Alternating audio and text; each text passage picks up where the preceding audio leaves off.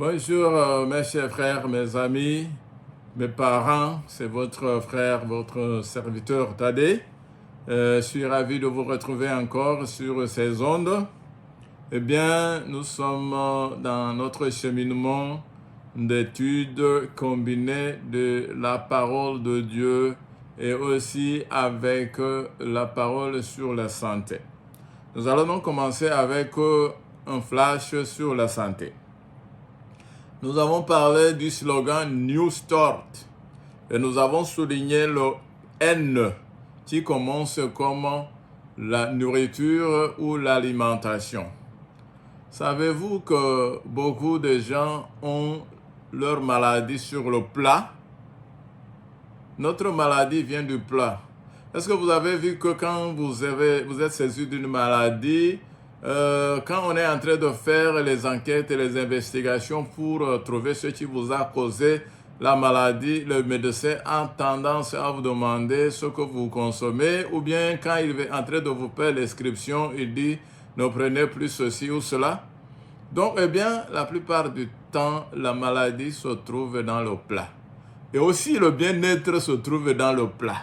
Vous savez que tout ce qui est bien est toujours côtoyé par ce qui est mauvais. Donc, quelqu'un me dirait, mais c'est Dieu qui a donné le manger, Dieu a créé toutes choses, et tout ce que Dieu a créé est bon. Je suis d'accord, tout ce que Dieu a créé est bon. Mais est-ce que tout ce que Dieu a créé est bon pour manger? Je vais vous poser une question banale. L'or est bon. Dieu a créé l'or. Est-ce que parce que l'or est bon et que tout ce que Dieu a créé est bon, est-ce que l'or est bon à manger? Non, l'or est bon, mais pour d'autres choses. Donc ne venez pas avec l'argument que tout ce que Dieu a créé est bon et que je peux manger n'importe quoi et bien vivre. Non, vous ne mangez pas l'or, vous ne mangez pas le diamant, vous ne buvez pas le carburant. Le carburant, c'est pour la voiture, pourquoi vous allez la boire? Donc ne venez pas, s'il vous plaît, avec cet argument que tout ce que Dieu a créé est bon à manger. Par contre, voyez un verset de la Bible qui dit ce que nous devons faire. En 1 Corinthiens chapitre 10, verset 31, nous dira un bon conseil. Et il est dit, soit donc que vous mangiez, soit que vous buviez, soit que vous fassiez quelque chose d'autre, faites tout pour la gloire de Dieu.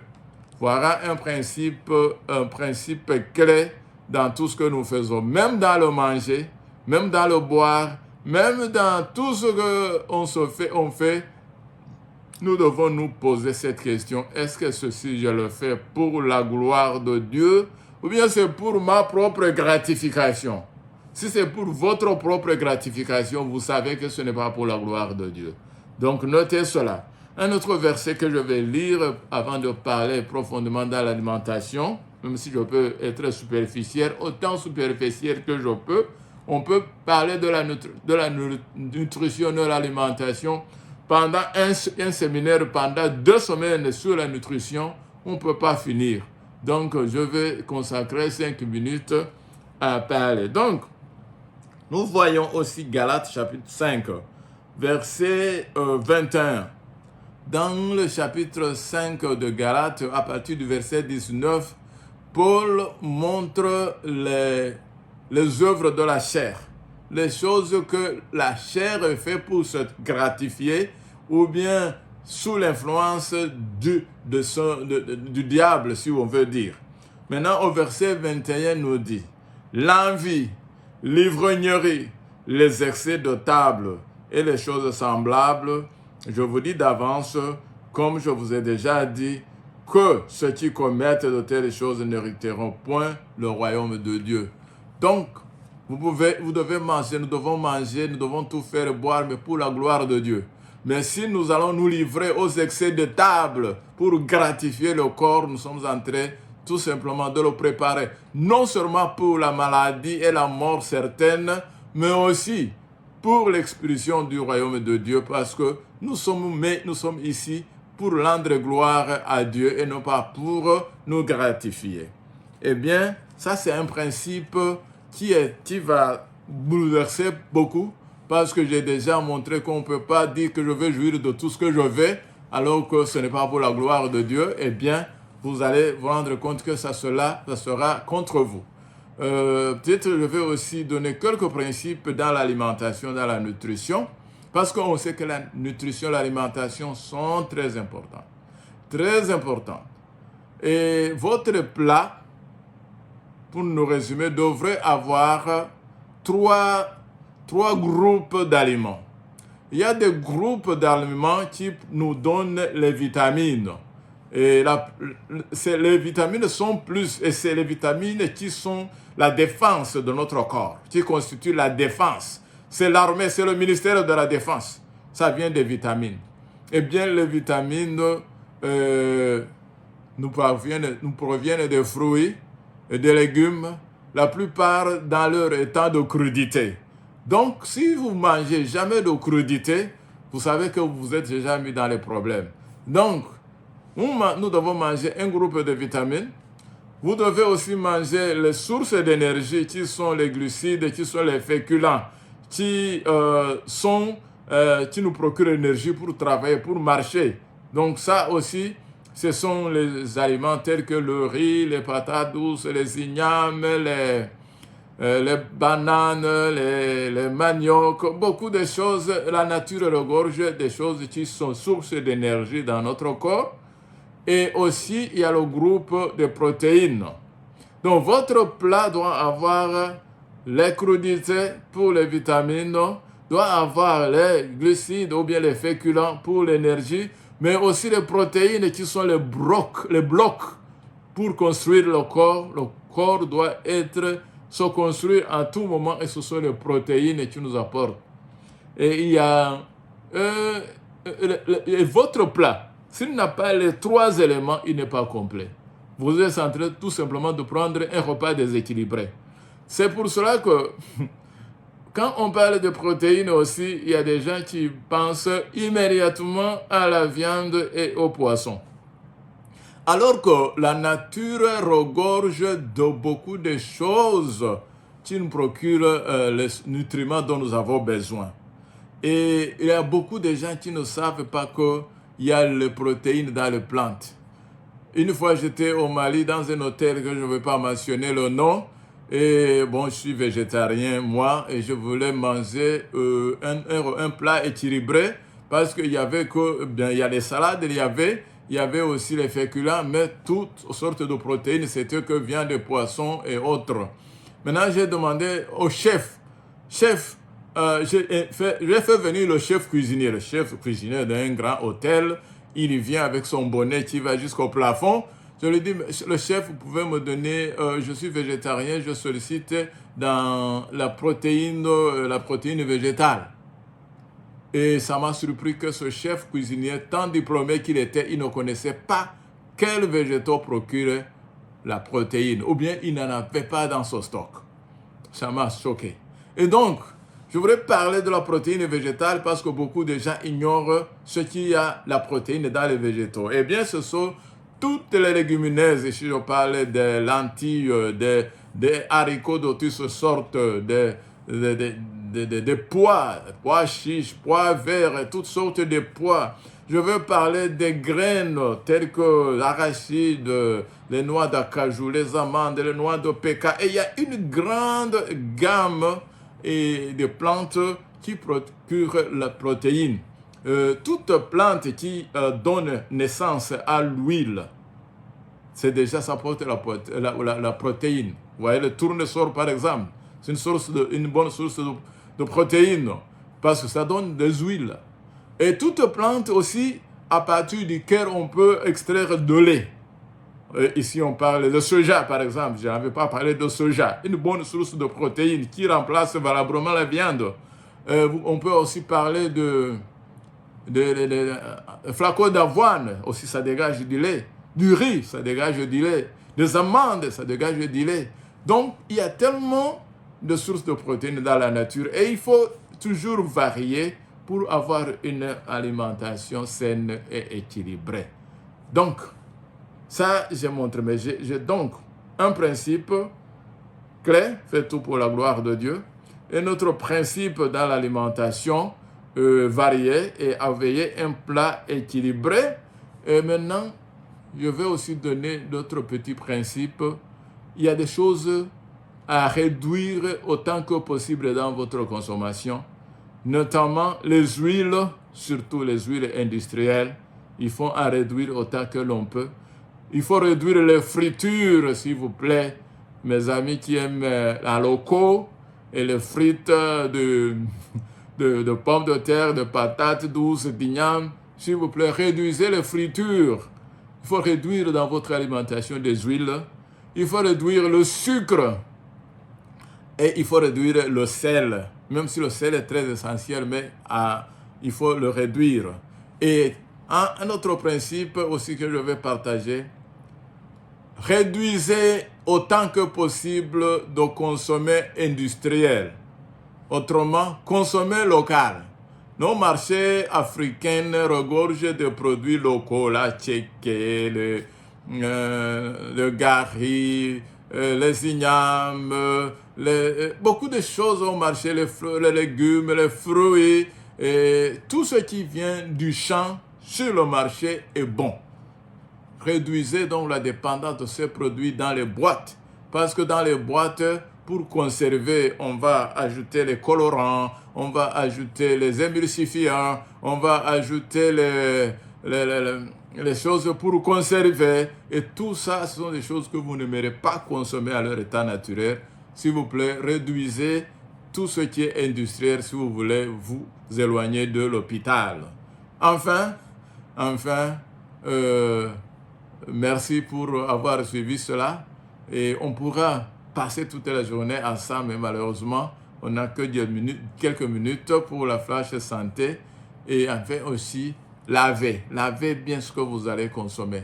Parce qu'il y a beaucoup de pesticides dans les champs aujourd'hui. Dans ces jours, comme à cause des ennemis des plantes, on asperge beaucoup de pesticides et ce sont très dangereuses sur notre santé. Si vous le pouvez, consommez bio. Mais si vous ne pouvez pas trouver les produits bio là où vous êtes, alors je vous recommande de tout laver propre jusqu'à éliminer les pesticides ici, ou bien réduire au moins là. Nous allons enchaîner sur l'étude de la parole de Dieu, et avec ça je vous invite à incliner nos têtes pour la prière. Éternel, notre Dieu, notre Père, nous te remercions, Seigneur, de ta parole qui est la vérité et la vérité qui est affranchie. Seigneur, parle par moi et à travers moi et pour moi.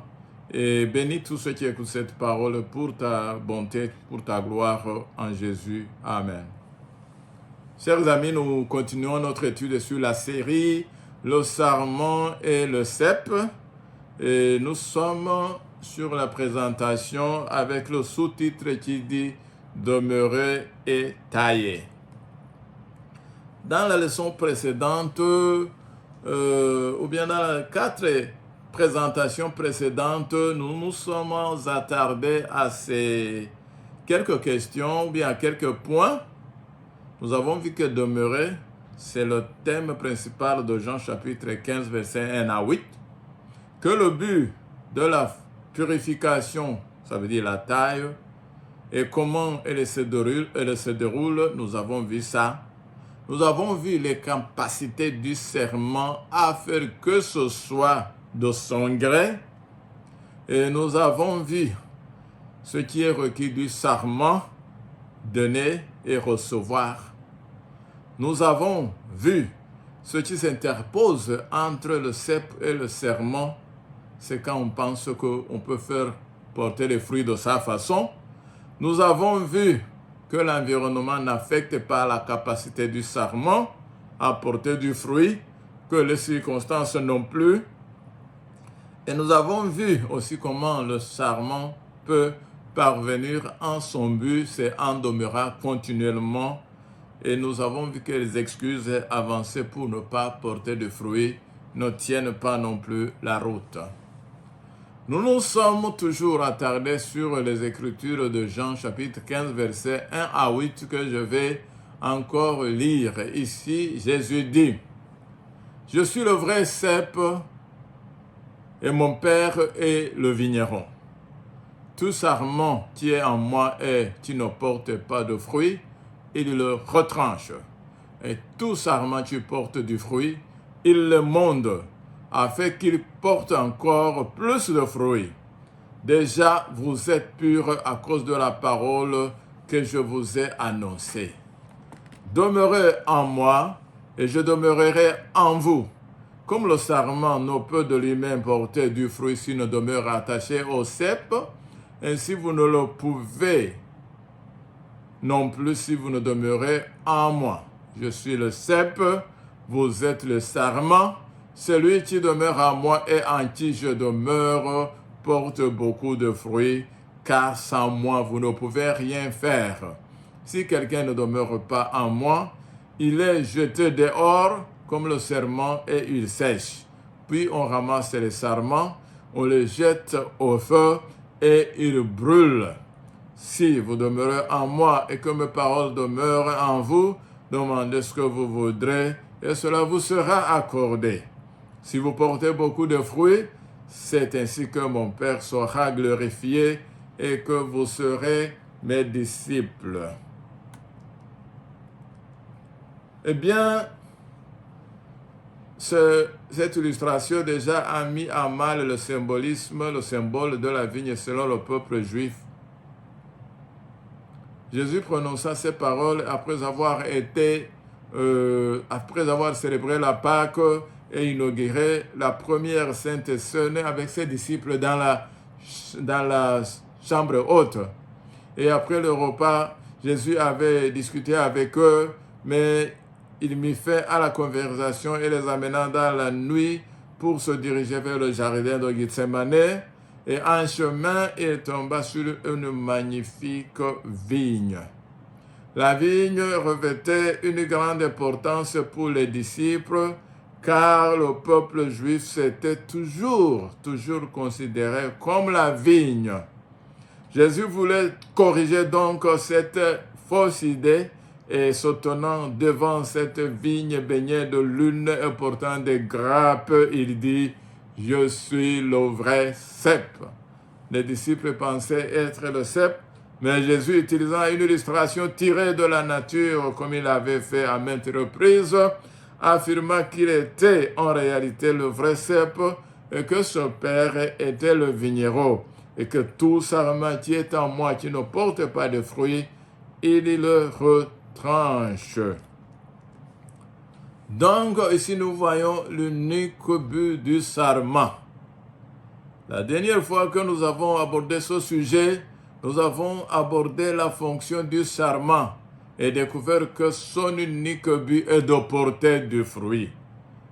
Le cep soutient le sarment dans cette tâche et le sarment est là comme un véhicule par lequel le fruit est porté.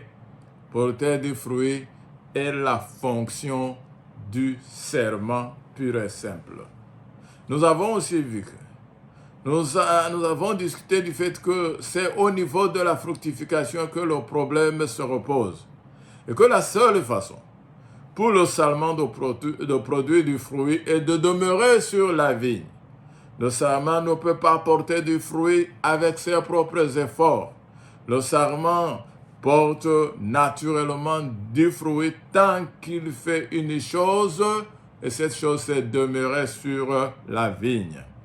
Il n'a pas besoin de dépenser d'énergie supplémentaire et des efforts en disant « Eh bien, je pense que je devrais avoir une grappe de raisin à ce stade. » Et il ne le dit pas non plus à un point plus tard. Il porte simplement du fruit naturellement. C'est la vigne qui fait tout ce travail. Elle envoie des racines et des vrilles, parfois à des centaines de mètres. Les fines radicelles cherchent la nourriture et l'humidité dans le sol.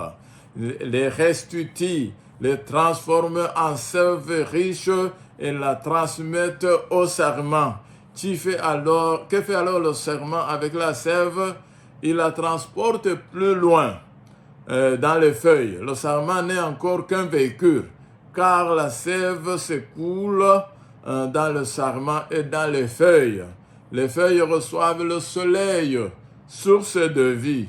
Les rayons de lumière déclenchent un processus chimique dans la plante. Rien de tout cela ne dépend du sarment, si ce n'est de sa fonction de véhicule par lequel la sève circule. Il y a de là d'importantes leçons à tirer, mes chers amis. Maintenant, le véritable test de toute branche est de voir si elle porte du fruit.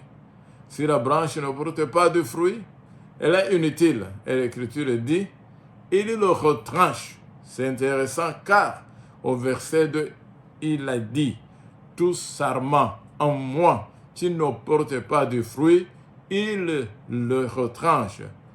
Vous êtes-vous déjà demandé pourquoi le « il » est là? Et qui est ce « il » ? Eh bien, c'est le vigneron.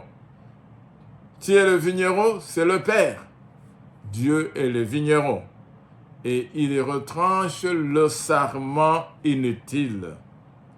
Cela devrait nous remettre à notre place, car beaucoup d'entre nous aimeraient tailler et couper.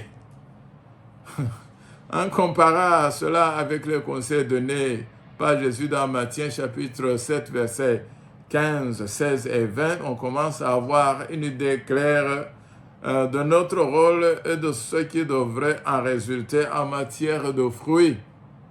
Remarquez les versets 15 et 16. Il est dit, « Gardez-vous de faux prophètes. Ils viennent à vous en vêtements de brebis, mais au-dedans, ce sont des loups ravisseurs. Vous les reconnaîtrez à leurs fruits. » Et le verset 20 dit, « C'est à leurs fruits que vous les reconnaîtrez. » Alors, que faisons-nous lorsque nous reconnaissons les fruits? Nous avons tendance à nous faire cultivateurs et à les diviser nous-mêmes. Nous avons toujours eu tendance à nous demander, « Seigneur, devons-nous arracher l'ivraie ?» Et remarquez la réponse de Jésus à son époque. « Laissez-les cloître jusqu'à la moisson. » Qui doit alors diviser, séparer et arracher? Seulement le vigneron. Car le désherbage est l'affaire de Dieu, pas le nôtre. Et je loue son nom pour cela. Et vous devez même, si les fruits ne sont pas si faciles à détecter à l'œil nu, ce qui explique pourquoi il est dangereux pour les humains de désherber. Dieu dit quand même que nous les reconnaîtrons à leurs fruits. Alors, lorsque les prophètes prétendent être quelque chose, nous pouvons les reconnaître à leurs fruits. Pourquoi? Parce que nous pouvons toujours vérifier les fruits par la parole. Grâce à la parole de Dieu, nous pouvons détecter la présence de fruits. Mais lorsque nous avons reconnu les fruits, nous n'avons fait qu'accroître notre connaissance et nous devons nous en souvenir. Mais, même alors, il ne nous appartient pas de porter un jugement, car le jugement est entièrement laissé à Dieu. Dieu nous a donné un moyen de détecter la présence de fruits et à leurs fruits et la ligne directrice qui nous a été donnée. Plus loin, il est dit, tout sarment qui ne porte pas de fruits, il le retranche. Eh bien, nous allons devoir nous arrêter ici, tout simplement en récapitulant comme ceci. Porter du fruit est la fonction du sarment. Pur et simple. Et pour y arriver, le sarment doit demeurer sur la vigne. C'est la vigne qui fait tout le travail et le sarment en bénéficie en portant deux fruits. On reconnaît les branches inutiles par le fruit. Le vigneron seul a le droit de trancher ou bien de désherber et de couper les mauvais serments. et il attend avec patience la moisson pour faire cela. Cela ne nous appartient pas donc de juger. Mes chers amis, faisons tout simplement ce qui nous a été recommandé. Demeurons sur le cep et soyons le véhicule pour transporter les bienfaits de Dieu qui proviennent de Jésus vers le monde en péril. C'est ça notre travail. Et nous nous en tenons par là et nous laissons Dieu s'occuper du jugement. Que Dieu nous aide, qu'il nous fortifie et qu'il nous fait porter du fruit digne de son caractère, de sa bonté, de sa miséricorde. C'est ma prière en Jésus. Amen.